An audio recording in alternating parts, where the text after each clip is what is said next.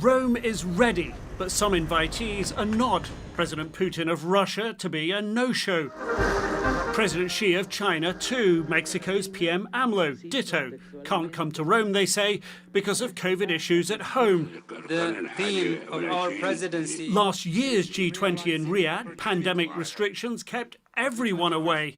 Rome was supposed to be different, the first face-to-face for G20 leaders since Japan hosted the summit June 2019. But now, rather than a meeting of big rivals, it could be a lot less frosty. Even so, it won't be an easy ride. COVID topics, specifically vaccine inequality, along with climate change, will dominate.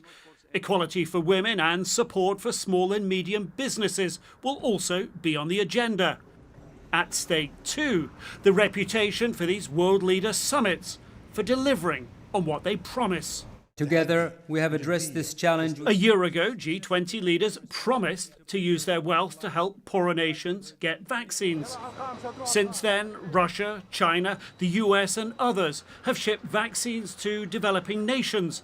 But summit rhetoric, then and since, has become detached from ground reality. The UK's former PM, one among many, calling on today's leaders to match words with action. Boris Johnson promised at the G7 that he was going to vaccinate the whole world. But since then, so little has happened. The G20 nations have deep pockets, accounting for 80% of the world's GDP. Many facing increasing pressure to give vaccines to the developing world now, ahead of booster shots at home.